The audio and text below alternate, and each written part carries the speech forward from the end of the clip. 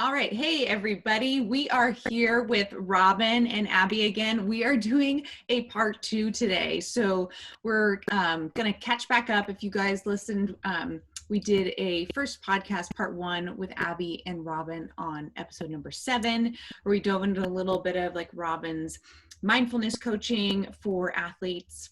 And am I glitching? Do you guys hear that? Mm-mm. Okay, sorry. Maybe it's just on my end. I'm going to restart. Okay. Hey everybody, it's Kyla here from Nutritional Revolution, and we are here doing a part 2 with Robin and Abbi. If you guys were able to listen to episode 7, that was part 1.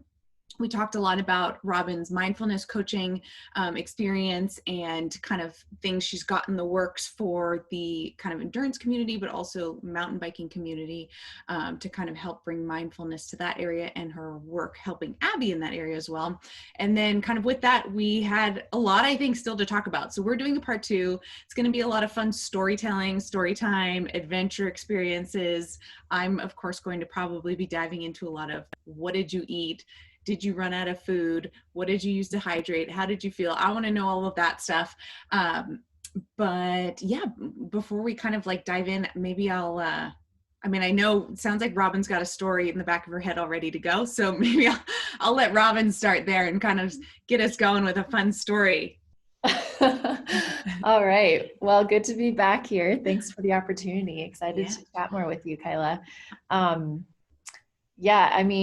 So first off, I'll just start by saying, and I think Abbi can echo this and has her own collection of stories as well, but Abbi and I are very serious about not being too serious, both in our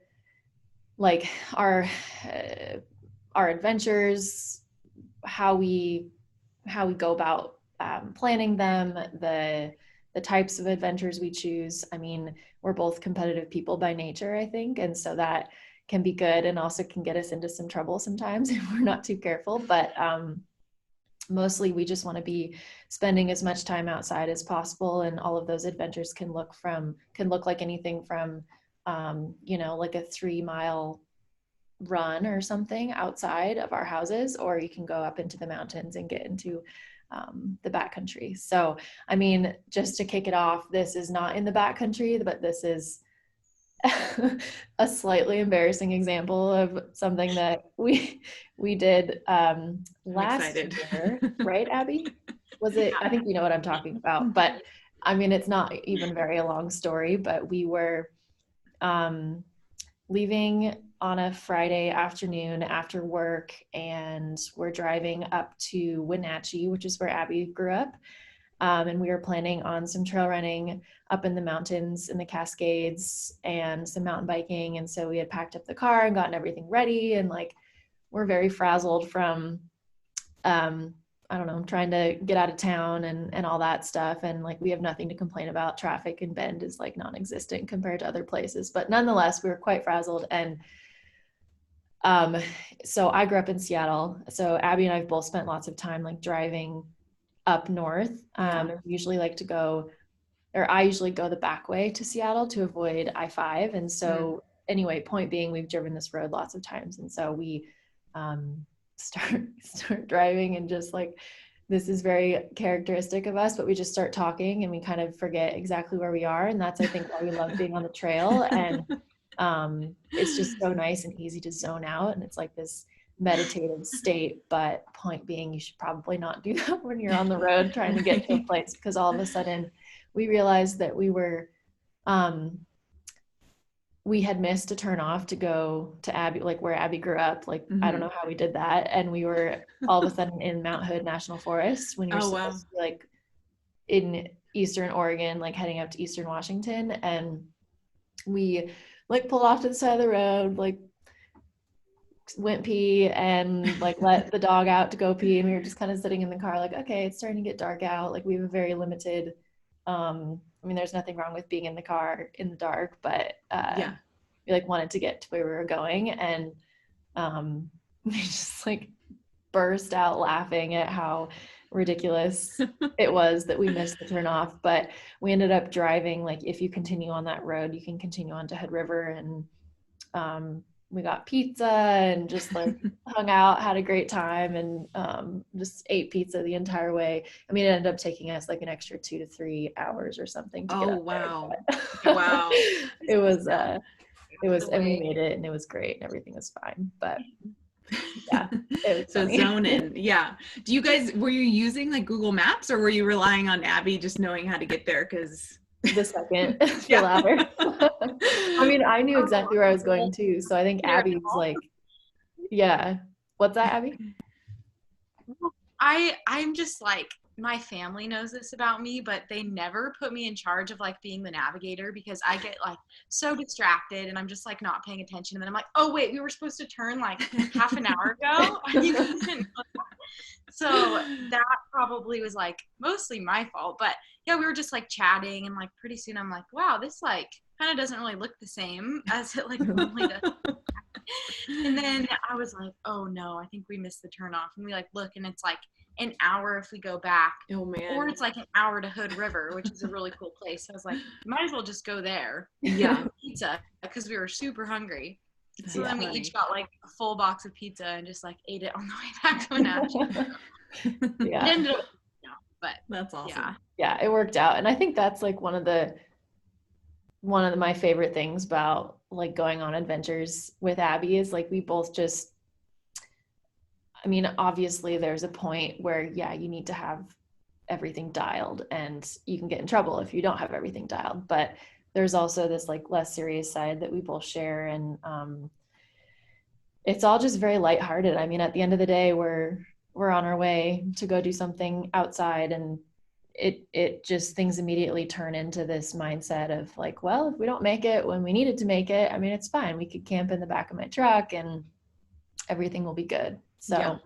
Just go with the flow. Go with the flow. Yeah. Yeah. Well, that's good. I had one of my good friends is like that. She's actually I don't think this is the technical term. I call her a birder, but that's like I don't think that's actually what it's called. I think she's like an ornithologist. But anyway, so she traveled a lot for work, and she's totally that person who I would just follow behind the trail, and she's just bushwhacking, and like we'd end up in these random places, and like, but she had like a very good sense of like an internal compass. So I just like went with it, but I had no idea where we'd end up. But yeah, very outgoing, adventurous, can find you in some pretty fun spots and get some fun stories for sure.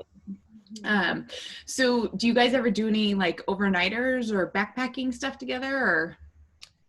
Yeah, we haven't done a backpacking trip together. We've been like daydreaming about doing a Fastpacking trip together. I did that a couple years ago, or a year ago actually, around you circumnavigate the Three Sisters. It's like 40 miles.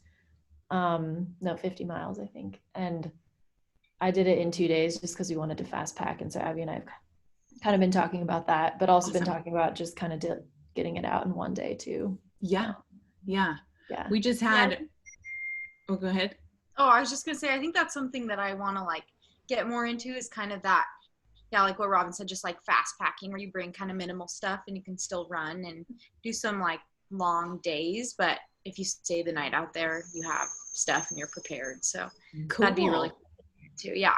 So you don't have like a sleeping bag, but you have like what do you have if you're gonna spend the night in a fast pack situation? Yeah.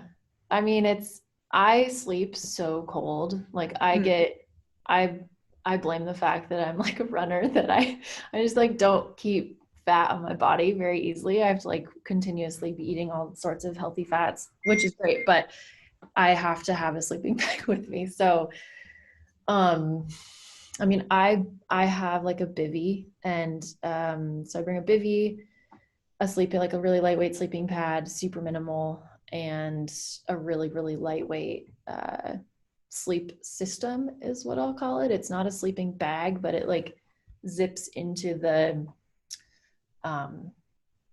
sleeping pad. Mm-hmm. So it compacts to like this big. Wow. And then honestly, I used to be kind of afraid of emergency blankets because I thought they were only for emergencies, but those things are so warm, and yes, you just kind of put that on top of the whole setup and bring, like really minimal food, but food that will keep you nourished. And a little treat at the end of the day.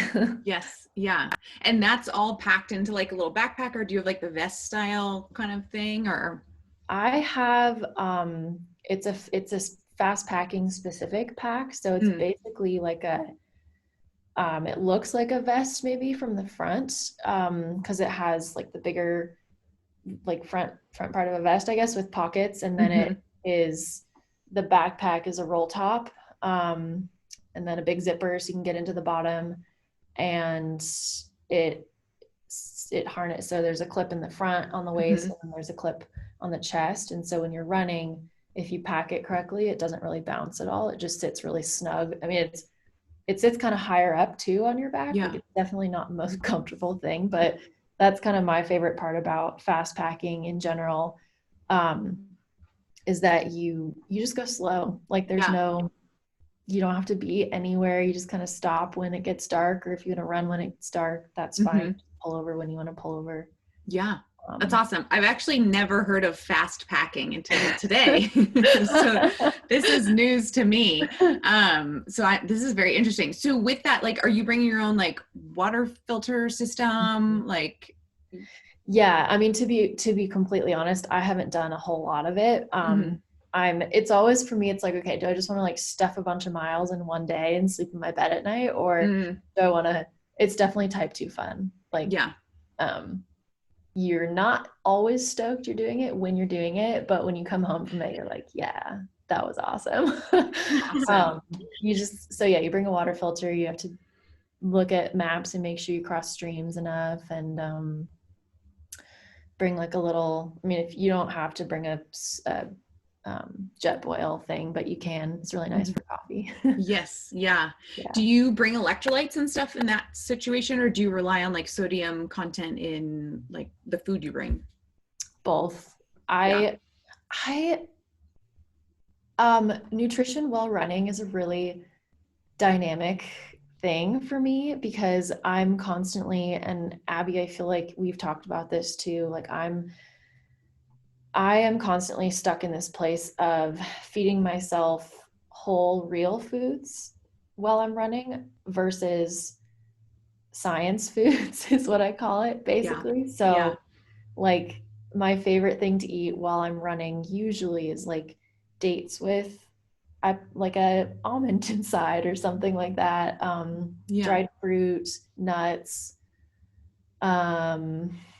and like sometimes I'll bring like chips or something salty, but then other times I'm just like really struggling and need some fast science-based foods. So like goos, or I mean, even like gummy bears, or just like fast sources of sugar are needed. But it's a mixture for sure. Abby, what's your like process with that? It has kind of changed, just like you were saying, like over the years, and like really been just an experiment. And I think that it kind of has to be that way for everyone. And like something might work really well for someone and like not so well for someone else, you know, depending on like how their gut breaks it down. And also depending really on the like intensity is what I find too. So if I'm like racing in a triathlon, I definitely go for that quick, like the goos. I think it's called, is it SIS? Are you familiar with that? It's like a goo, but it's like a lot more liquidy. And I found that works really well for like higher intensity stuff when my gut can't tolerate real foods. And I kind of like tend to get those like GI distress issues. But during longer stuff, my go-to is definitely like real food, like homemade bars, homemade muffins, like that kind of stuff. Because I think for one, it just like tastes better. And then two, I feel like my stomach does really well with that like heartier real food, and it keeps me sustained longer, especially like when we run like 20 miles or something like that, we're not going fast. So I feel like it kind of holds me over and is like stable energy. So it's kind of a constant experiment, but And shameless plug here too. Abby has created a Adventure Bites, Abbi's Adventure Bites recipe book of stuff, all these recipes she's come up with that will be, or should be at this point when you guys watch this and hear this, it should be up on our website if you want to check it out to download it. She's got some great stuff in there. So I'm really shameless plug. I'm very, very stoked. Yeah, Abbi she's like known in our group of running friends or biking friends to bring like muffins and all sorts of baked goods, and she'll like pop them out at the top of the trail and we get to the top of the climb and like, awesome. Muffins anyone? And we're all like, yes. How are you transporting things like that? Like, are you wrapping them in tinfoil or like, what do you do? Normally I do like tinfoil, but our friend Geneva actually brought, so Hydro Flasks come in these like, I don't even know like how to describe them, but they're basically like the packaging that the Hydro Flask bottles come in, and they're like fabric-y almost type thing. But lately I've been like reusing them and just like sticking them in there because it's like such a good little, it's like basically a reusable like Ziploc bag kind of thing. But that's awesome. I started using that in that because it's more sustainable and stuff. But if not that, then like foil. I love that. That's awesome. Yeah. If you guys know of any, like sustainable, I know like there's a lot of like, almost like beeswaxy fabric. I've done that before. Things. How's that worked for you guys? Or it's good. It's good if I, have like the right size. I mean, I'll put like trail mix or nuts and stuff in, I'll like crumple it up in one of the beeswax containers. Yeah. Pieces of fabric and just like stick it in my vest pocket, and that works for the most part. It'll fall out sometimes, but yeah, for the most part it works. My boyfriend Ren, he makes, this is actually my new favorite trail snack for like long and slow missions.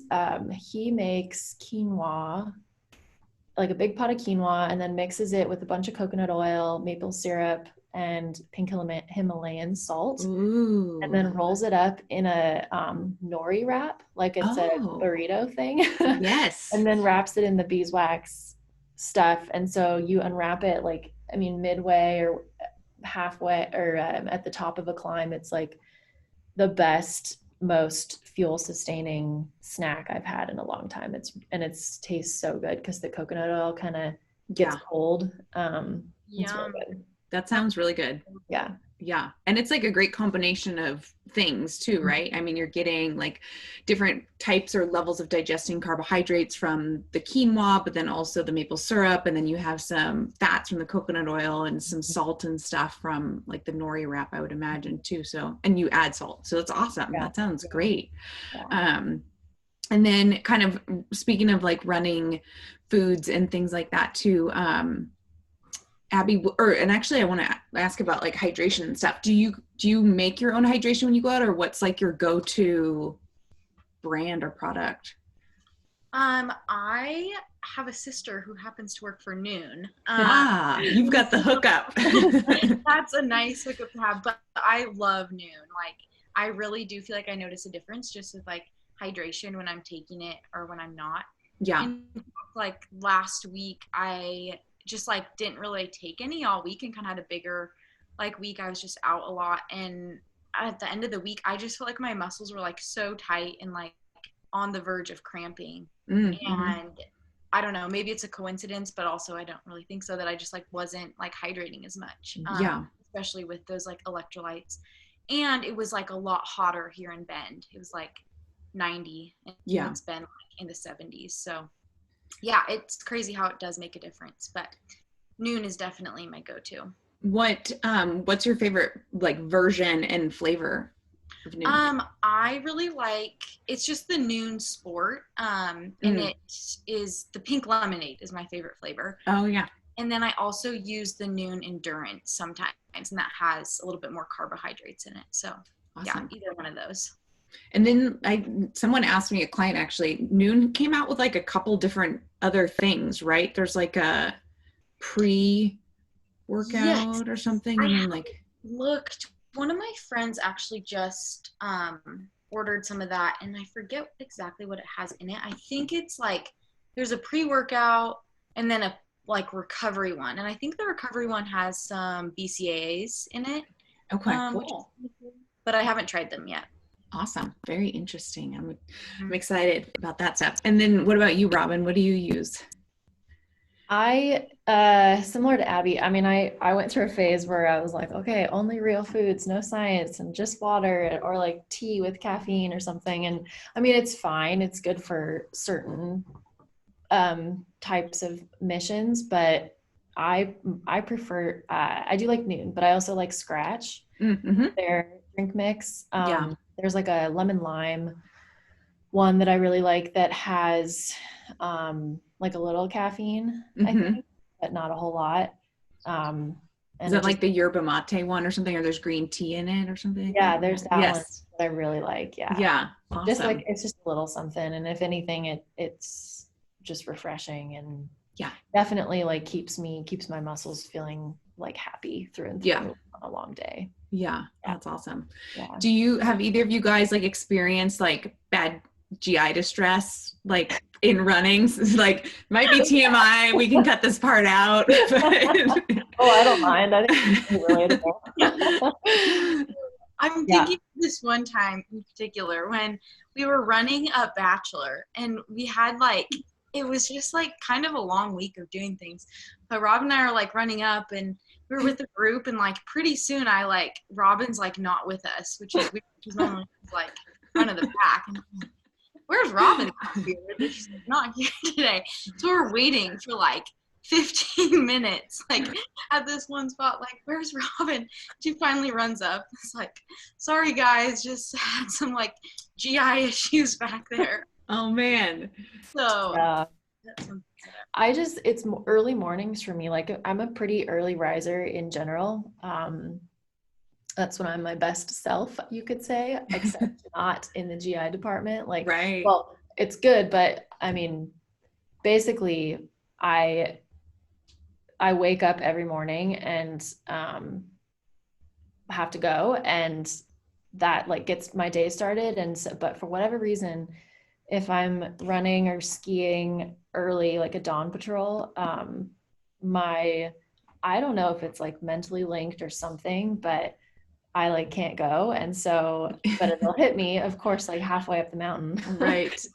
Yeah. And it's usually I try to be prepared with like a kit, like a toilet paper and a bag or whatever. But sometimes you just kind of have to like, when you gotta go, you gotta go. And it's the worst thing. And it's not good for your body to like hold that in there while you're running. I mean, it's just, it's so interesting to me, like when I'm running versus when I'm mountain biking, the difference in activity in my GI.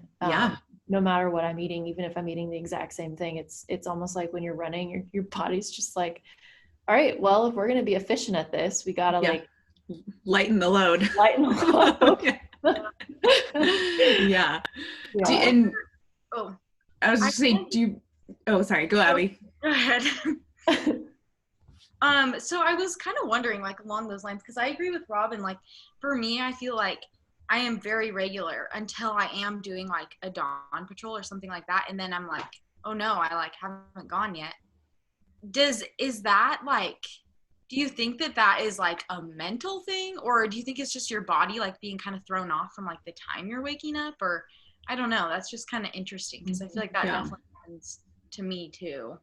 Yeah, I think there's both parts to it, right? It's like, I think some people, anxiety like increases the amount of times either they have to pee or have a bowel movement. Like my husband used to call, before he would go to CrossFit, hopefully he doesn't get mad that I'm saying it, he would call them cross shits. I don't know if we're gonna have to cut that out, but so he would have to like, he'd really get like urges to have to go to the bathroom before CrossFit because he would just get like anxiety about like the WOD or whatever it was.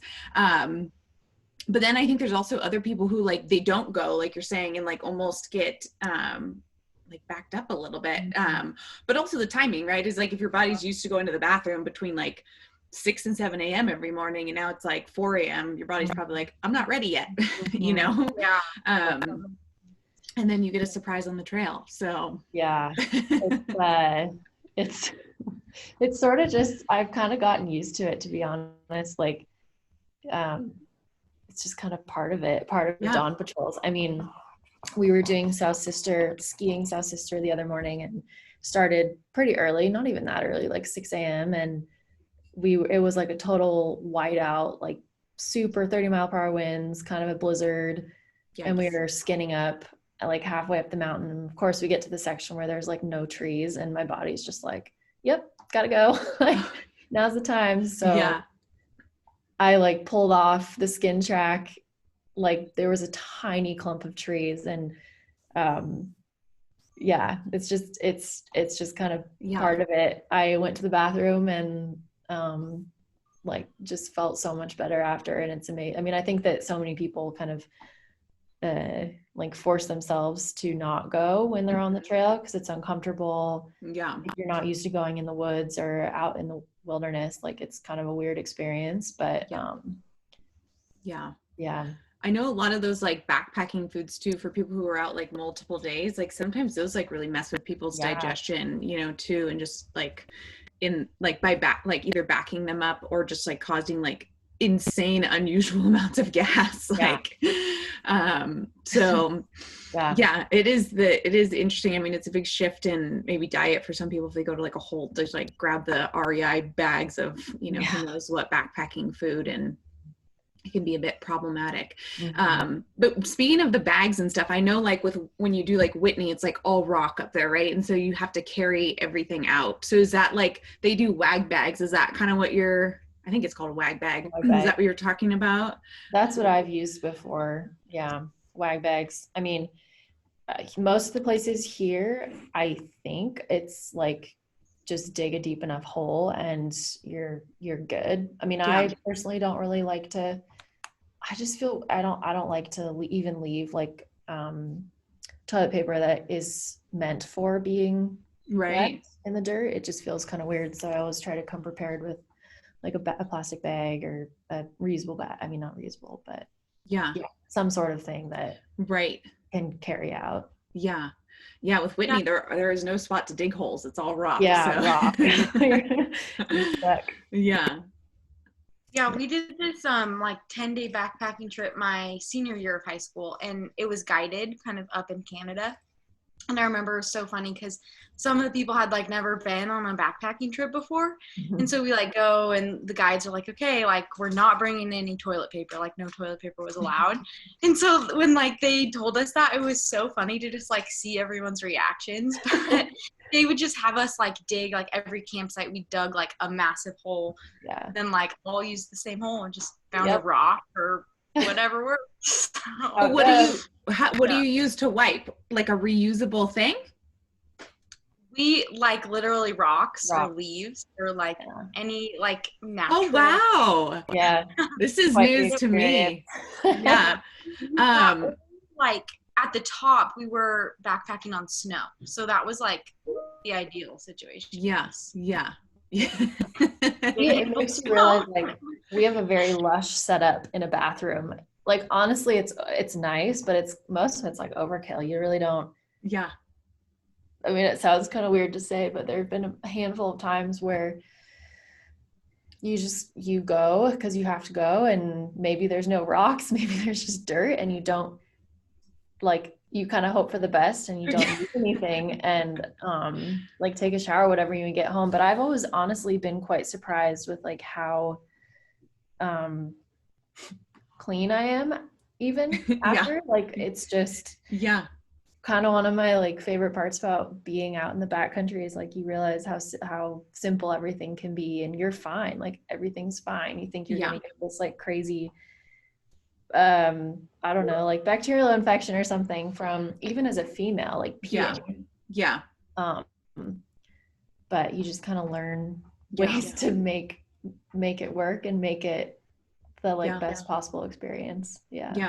I just saw something recently for, it seems like they're kind of, I mean, well, directing it towards women specifically, because men don't need to have to wipe definitely for when they pee, but it was like it almost looked like a almost like a hot pad that you'd put like a hot pot on, but it was, and you like hang it on the outside of your bag, and it's for reusing and wiping. And I think I don't know what the process, I think she said there was like silver in it or something that was supposed to be like antibacterial or something like that. I don't know if you I don't know what the process is, but I had never seen anything like that before, which I thought was interesting. Yeah. She called it like just straight up a pea cloth, I think is what it is. Yeah. So yeah, that was cool to keep the toilet paper out of the forest. Yeah. But I think that's the other thing is like you do find, like if you go, especially now I've been hearing is like with COVID, a lot of people are trying to get away to the places that are open for camping, and there's been a lot of like just littering and stuff, sadly. And people not kind of treating nature right or leaving it better than they found it kind of thing, which is hard. But yeah, I always find them pulling trash out and bringing it back down the mountain or something. So yeah, I'm trying now to remember to like leave a pocket in my vest or my backpack or whatever I'm using to be designated for trash that I find on the trail. Yeah. And then like one hand is for touching the trash because one hand is for not, because obviously you don't want to like with COVID and everything, you don't know. And if it's too gnarly, then I don't touch it. But yeah, if there's a way to like touch the edge of the wrapper that's on the trail and like just like tuck it in the pocket, then I try to do that. Exactly. Yeah. And so kind of sorry for extending this GI issue situation, but were there anything food wise or even hydration that you guys noticed like specifically was problematic for you in a running state or the fast packing or anything like that you like knew for sure you shouldn't? I think like for me, I haven't had too much GI distress on like longer kind of more endurance adventures. I seem to like do okay with that. I think for me, my stomach is really sensitive when I'm doing that more like high intensity work. And like, if I'm doing a triathlon or something like that, my stomach is super sensitive. And like goos and gels, like even like the Goo brand, and some of the other ones I've tried, like by the end of the race, I'll literally have like the worst stomach cramps. And I think part of that too is due to not like hydrating properly. I think maybe if I'd like hydrate better with those, it would help. But I am not great at drinking like during those races. And I think that that's huge. And I'm still trying to figure out a good system because especially on the mountain bike, it's really hard to like find time to like grab your water bottle and take a long drink. So, still trying to figure that one out. I think if I do one, when things like open back up, I'll try like a running vest or something like that, to have just the water like right there. But those have become really popular. I think those running vests. Yeah. So to answer your question, I think that not hydrating like messes things up, and sometimes those like heavier gels are a little bit harder on the system. So yeah, I mean that's definitely something I see with a lot of my athletes too. Is like if you look at your standard like Goo packet, it says to consume it with like 16 ounces of water or something. It's like people are shooting those all back in one shot and then like maybe taking a quick swig from the next aid station. Like, so that is a lot of concentrated stuff for your system, which ends up typically causing some GI issues for a lot of people, definitely in the higher intensity stuff too. I actually started doing, this is kind of weird, but I'd like get those little like gummy like Cliff Blocks and stuff, and I'd like flick the bottom of it and stick it on my frame, and it like sticks in place. That's awesome. And then like as I'm riding, it's super easy to just like take one really quick, and then like I think it's easier for me to take like smaller amounts of that like over time than versus like one big swig or whatever. So that's kind of a good little trick. That's genius. I'm gonna remember that. Yeah. Does it get dusty though, or is it like a little bit? Just chewing on some sticks. Good bacteria for the gut. That's so funny. I have a similar like hack with the blocks that I find really is helpful for me. Like you're supposed to, I mean, according to the wrapper, you're supposed to consume like an entire stick of those things in however many hours of exercise. And I'm Right. like really bad at, I don't do that because it doesn't feel good for my body. Yeah. But I'll eat one and then I'll stick another in my mouth and just put it in my cheek. Mm-hmm. And then like constantly be sipping water, and it's like a little bit of the goot or the block will kind of go down with the water. Yeah. And it'll sit there for like 40 minutes. And it's really nice on a hot day for some reason, because you're just kind of like constantly getting, I don't know if it's like going through your cheek into your bloodstream, but yes. Yeah, it's, I like doing that a lot. Yeah, that's a good idea. A lot of people have, like, the complaint I get is with, especially with stuff you have to chew, is that I think are breathing oftentimes through their mouth as opposed to nose. And so they like don't want to like take a deep breath in and like choke on a chunk of a block or something. But I think, yeah, if you pack it in your cheek really well, you can probably still breathe through your mouth if you need to really well. Yeah. Well, that's awesome. Do you have any, Abbi, other, or Robin, like any tricks for transporting food on the bike? Any other ones? Ooh, I just got some new bike packing bags to put on my gravel bike, and there's one of the options that you could purchase was like literally a feed bag. Oh yeah. But it looks exactly like a chalk bag, like for rock climbing. Oh. And you just put it on your handlebars, and it's perfect for a bike bottle. And then there's little pockets on the side, which I just like load with dates or dried mangoes or something and just kind of snack the entire way. That's awesome. Yeah. Yeah. I've seen things not like you're describing, but it's kind of a similar idea. I think it has a zipper across the top, but it's like a round, almost like barrel looking thing that like hooks on the front of the handlebars. I think more like maybe road cyclists sometimes use them with a little zipper. I don't know what the name of them is, but that's cool. Yeah. What about you, Abbi? Any other secret tricks up your sleeve? No, I don't really know. Usually I just kind of stick it like bars and that kind of stuff in my fanny pack. Mm-hmm. I do have this sports bra that has like little secret pockets in it, and that's always good to throw snacks or bars in. Yes. But yeah, other than that, just kind of wherever they fit. Yeah. Socks. In your socks? Socks. I've done that before, like when I'm wearing compression socks that go up to my knees. Yeah. I mean, obviously nothing like bulky or itchy, but mm-hmm. I've stuck stuff there before. Yeah. My husband, when he wears his like tighter spandex biking shorts, he will put stuff up and inside the leg. Like he's done, sometimes he actually stores his phone there, honestly. But yeah, he'll put snacks and stuff up there that he'll pull out in the middle of the ride so they're nice and warm. Yes.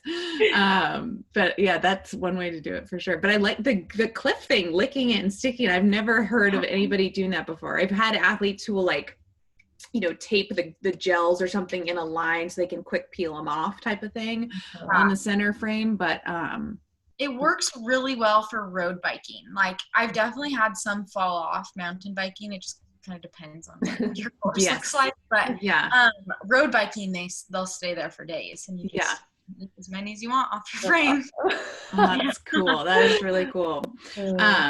So let's see. I'm kind of curious. Obviously, I know I said I want to know about all the hydration and nutrition and stuff. Talked a little bit about that.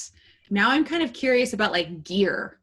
We're talking about like Fastpacking. I've never heard about it. We got bike packing bags. We got mountain biking, all that stuff. I'm curious about gear stuff. So like, why don't we start with like biking, since you guys both bike. So what kind of bikes do you guys have, and tell me about them?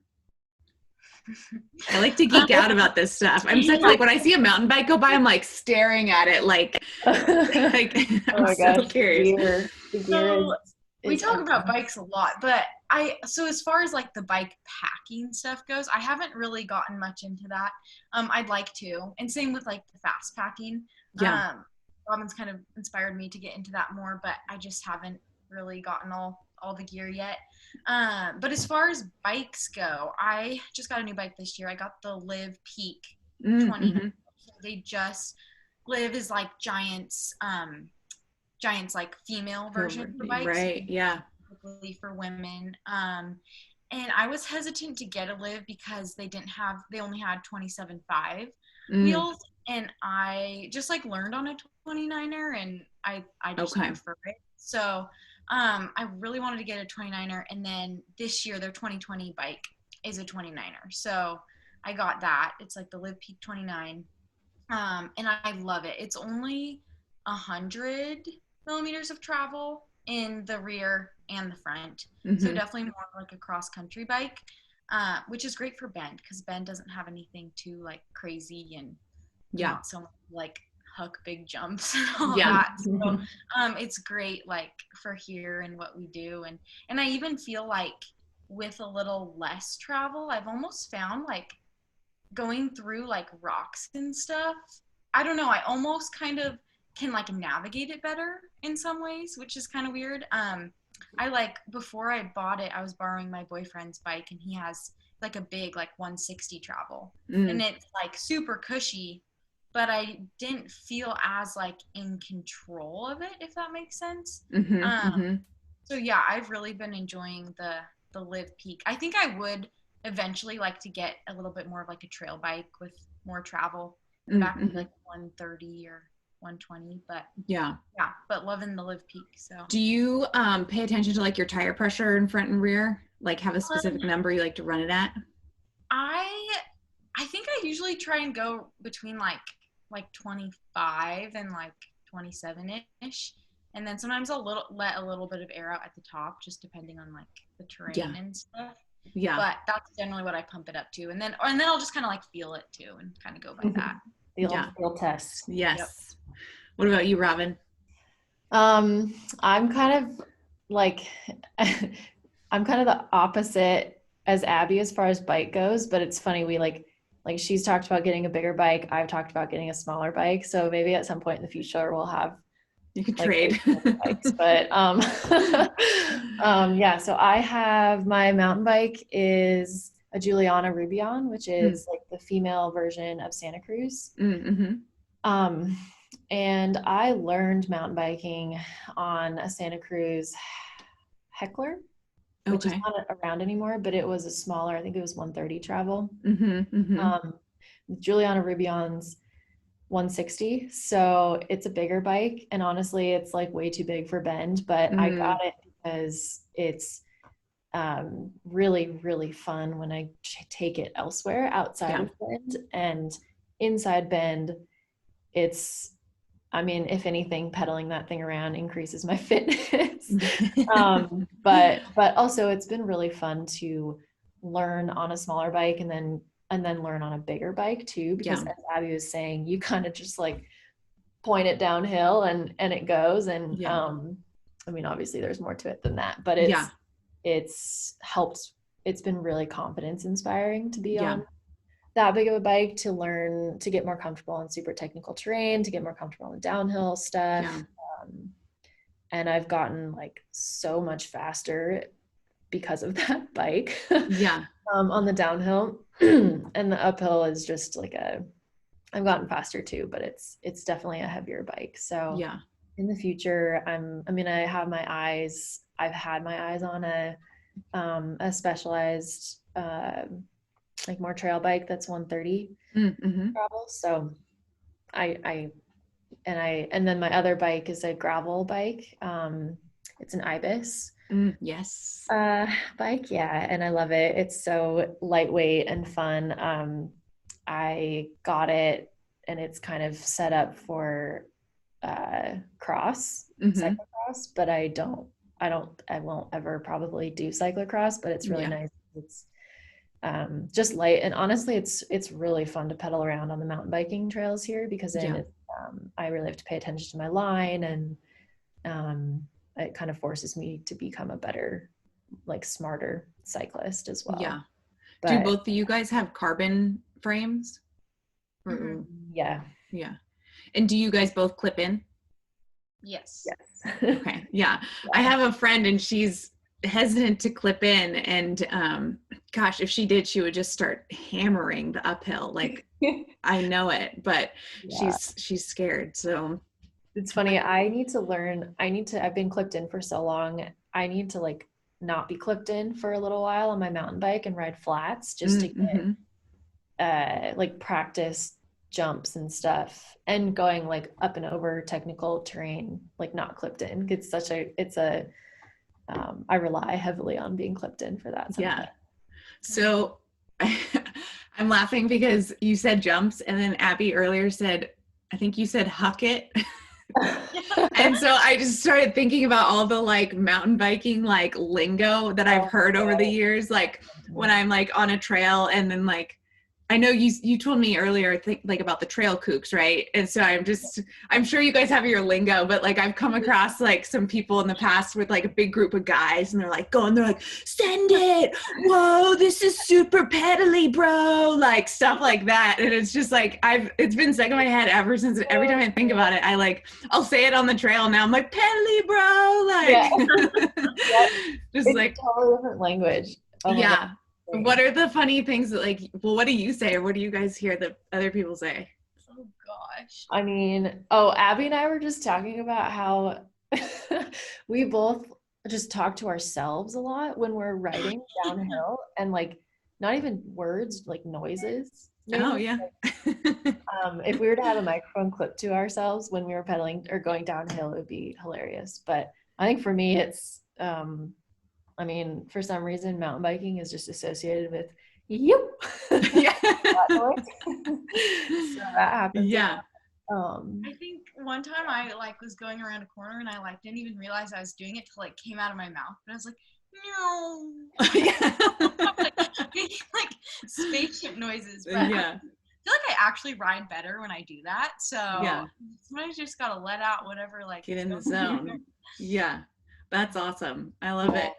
It's such a release. Like, yeah. we have a group of girls that we pedal with sometimes, and I mean, when we're with guys, it's like a different mountain biking language. When we're with girls, it's another different mountain biking language, but it's just this like opportunity, and it's different than running, where you just kind of release so much energy pedaling, obviously, and going downhill, but like all of the hoots and hollers and yells and all that stuff. And it's just, you don't ever have a bad time. You come back always feeling like better about your day. Yeah. I have a question for both of you, because I think both of you guys own a pair of these, but I recently took a couple spills on my mountain bike during COVID, and my husband is like one click away from ordering me knee pads, and I think you guys both own some. So I'm curious, what are your knee pads that you use? Do you like them? Do they work well for mountain biking? Are they hot? Do they move well? Tell me about them. I actually don't have any knee pads yet. You don't? So okay. It's good to hear from Robin about this. I've been same boat. Like, I really need to get one. I took a couple tumbles the other day. Yeah. And some knee pads would be good. Yeah. Yeah. Abby and I were just talking about this. I have POC knee pads, and they're actually they're fine to pedal in. At first, I don't like pedaling in them, and then I forget they're there. They're not like the lightest weight ones, but they're definitely not like armor. Yeah. They're more than anything just really confidence inspiring to put on, or else I'll use them like leg warmers if it's cold out. Yeah, that's a good idea.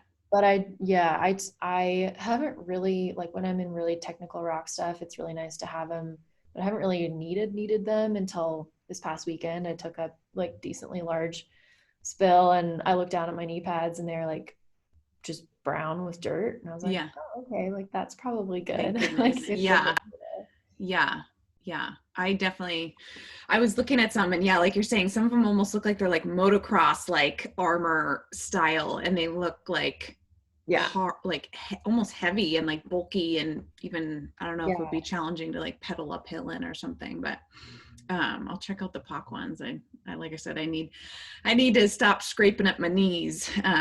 So awesome. Any other, let's see, stories to add? I know we've been chatting. I feel like we could even chat longer, but any other final thoughts from you guys? Oh gosh. I mean, I would just say that I think, like, I get asked a lot, how do I get into longer running? Just like longer adventures in general. And I think that it can be really intimidating, and oh my gosh, all the gear that you have to buy, and it's a lot of money, and there's just a lot of barriers getting into that. Yeah. But I think that if you're interested in longer stuff, like running is a really great place to start, because you don't, you're only on your feet. So on a bike, you can go much further, and it's kind of a bit more intimidating, I think. Maybe Abby might feel differently, but running, you just need to pack more food and water, basically. And what helps me is setting a time frame, not a mileage goal. So Abby and I were doing this like back in early spring, where we would say, okay, we're going to be out here for 4 hours, or we're going to be running any speed for 5 hours, and just see how far we go. And when you get 2.5 hours, you just turn around if it's not a loop. Whatever mileage you get at, like you're out there for the time, not for the mileage. Awesome. Yeah. I love that. Yeah, I've heard people using that too, even like in very early stages of just like getting into just running in general, and like you're saying, not focusing on a distance, but a time. And like, even if it's like 10 minutes, and then you go to 15 minutes, and then you go to 20, and starting small and like looking at those increments can be a great way to dip your toes in the water and not get injured too, quickly. Yeah. Awesome. So, this was really fun, and thank you girls so much for sharing your GI woes and all the fun adventures and stuff. And if people want to learn more about you guys, you can check out Robin. Will share a link for her stuff. Again, she does the mindfulness coaching. She does yoga too, I believe, right? And then she has some super rad photos up on her webpage as well. Just check those out. She's, her and Abby are both rad photographers. So check their stuff out. And then Abby is a Nutritional Revolution team member too. So she does work with nutrition clients and athletes. So if you want to schedule a session with her, check it out in the link below, you guys. And thank you again so much for your time. Thank you so much, Tyler. Awesome to chat with you. Yes. All right.